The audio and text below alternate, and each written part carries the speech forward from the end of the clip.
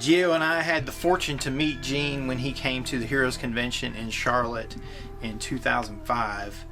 We went to, he was one of the main guests we wanted to talk to and listen to at that convention. We went to several panels where Gene spoke, both on horror, and there was also just one where with he and Marv Wolfman about their great comic, Tomb of Dracula. During that time, which they created the character of Blade together, which has gone on to be the basis of a very popular movie series. We got to talk to Gene at the con. He's very generous with his time when he talked about horror films. You know, he talked about actually being inspired more by music than by movies. Of course, he was a big fan of the Universal monster movies like Frankenstein, Dracula, The Creature from the Black Lagoon was another big one. But also, you know, music like Beethoven, Mozart, on and on. Gene even went so far as to do a picture for us. I mean, we actually commissioned him for it, but I mean, he did it at an unbelievably affordable rate. And I would like to share that with you now, but I can't because it's actually it's a prop in the C for Chaos story, and it's actually kind of an important plot point at the moment. So it's really important the way we use it, and I'll share that with you another time, hopefully on the C for Chaos behind the scenes. So we'll do that then. So I figure we'll take a look at some of Gene's recent works and a glimpse at some of his more popular ones or more well-known, and then a look at some of my favorite images from his earlier works. So let's take a look. This is actually an issue of Comic Book Artist where his print for Dracula was featured on the cover.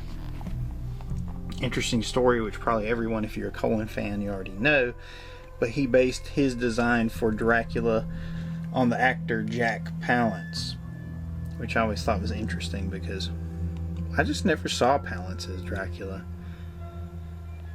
I'm sure if he played the role on TV, he might have at one point, as a matter of fact, but he probably would have done a fantastic job, but I don't know, I just never saw him as Dracula. But I did buy Gene Colan's Dracula, which was based off Jack Palance, so there's a good shot of Gene with his dogs. Great guy. That's pretty much what he looked like at Heroes Con too, except he didn't have the dogs with him. Now, the last thing I saw on the shelves that actually had Gene Colan artwork was this run of Spookshow International by Rob Zombie. All with several stories, each issue all written by Rob Zombie, drawn by different artists, but Gene Colan did one of the stories in the first 3 issues. It's called The Return of Screaming Lord Zombie. Gene Colan was always known for his gothic settings. I mean, he really knew how to bring the mood out of those settings, how to keep them dark and creepy and atmospheric, when to use gross out and gore elements, when not to, when to use suggestion.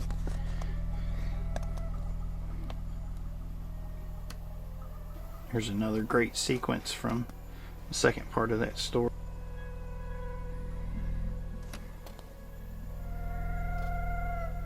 So there, the shadow of the hanged man on the ground. Pretty gruesome. You can definitely see an EC Comics influence in all of it. Here they are, resurrecting the evil Lord Zombie. Interesting how Rob Zombie had a little mythology made about himself. That's a classic. You'd see this in Colan's old Dracula stories all the time. The flesh reforming like that. It's good stuff. Here he is, Screaming Lord Zombie returned.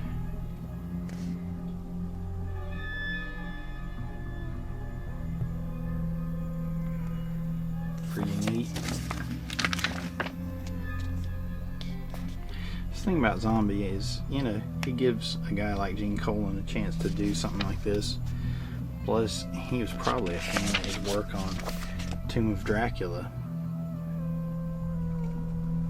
You just see how atmospheric and how clear the story is told. You don't even have to read the words, the captions, to you can see the whole story unfold right in front of you. Now, Colan, he didn't do any more stories in Rob Zombie Spookshow, but they did wind up using